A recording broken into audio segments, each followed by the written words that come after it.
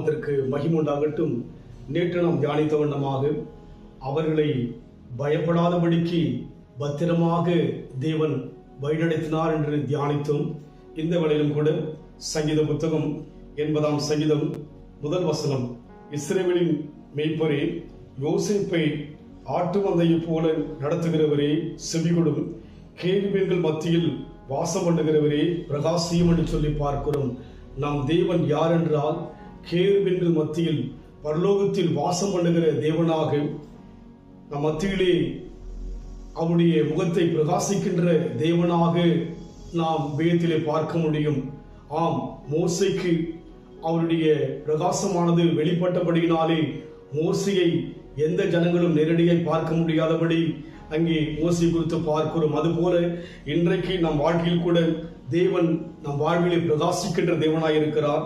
அதோடு மாத்திரமல்ல, இஸ்ரவேலின் மேய்ப்பரே, யோசேப்பை ஆட்டு மந்தையை போல நடத்துகின்றவர் என்று சொல்லி பார்க்கிறோம். ஆம், எப்படி நடத்தினாராம் இஸ்ரவேல் ஜனங்களை? ஆட்டு மந்தையை போல ஒழுங்கும் கிரமமாய் நடத்தினார் என்று சொல்லி பார்க்கிறோம். ஆம், ஒரு மேய்ப்பனானவன் ஆடுகளை மேய்க்கின்ற போது அவன் பார்வையெல்லாம் ஆட்டின் மீதுதான் இருக்கும். இஸ்ரவேலுடைய மேய்ப்புகளை பார்க்கும் போது முன்பாகவும் அவர்கள் மேய்ப்பர்கள் கடந்து போவார்கள், ஆடுகளுக்கு பின்னாலும் மேய்ப்பர்கள் கடந்து போவதை பார்க்க முடியும். முன்னும் பின்னும் மேய்ப்பர்கள் இருப்பார்கள். அதனால் அந்த ஆடுகளுக்கு எந்த தீங்கும் எந்த தீமையும் வராது. அதுபோல தேவன் நம் வாழ்க்கையிலே ஆட்டு மந்தையை போல நடத்துகிறவராக வெளிப்படுகிறவராய் இருக்கிறார். கர்த்தரின் மெய்ப்பராய் இருக்கிறார்.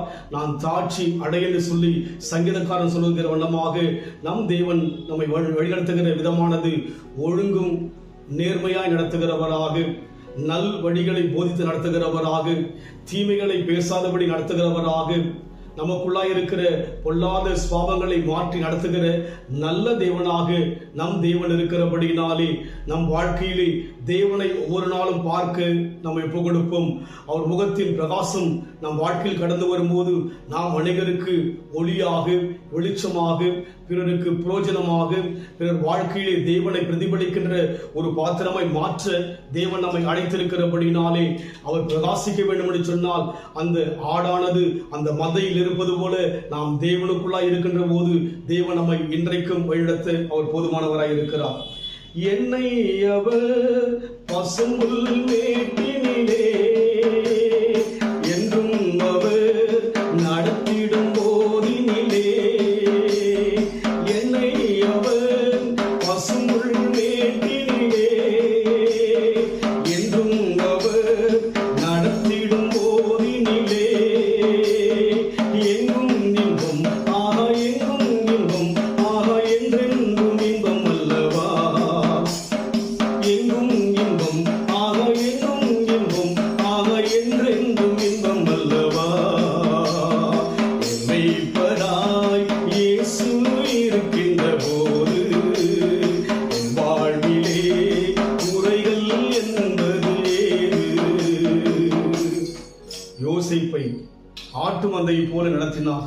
அதுபோல இன்றைக்கும் கூட நம்மை தேவன் ஒழுங்கின் பாதையிலே, நேர்த்தியான பாதையிலே, சிறப்பான பாதையிலே, சீரான பாதையிலே தேவன் நடத்த விரும்புகிறார். அன்பின் ஆண்டவரே, நடத்துவீராக. எங்கள் வாழ்விலே உம்மை முன்பாக வைக்கிறோம். நீர் எங்களுக்கு முன்னே போய் கோணலான வழிகளை செவ்வையாக்கி, கரடான வழிகளை சமமாக்கி உம் சித்தத்தை எங்கள் வாழ்க்கையில் செய்யப்போவதற்காக நன்றி செலுத்துகிறோம். பொறுப்படுத்திக் கொள்ளுங்க. இயேசுவின் நாமத்தில் பிதாவே, ஆமென். கர்த்தர் ஆசீர்வதிப்பாராக. God bless. Hallelujah.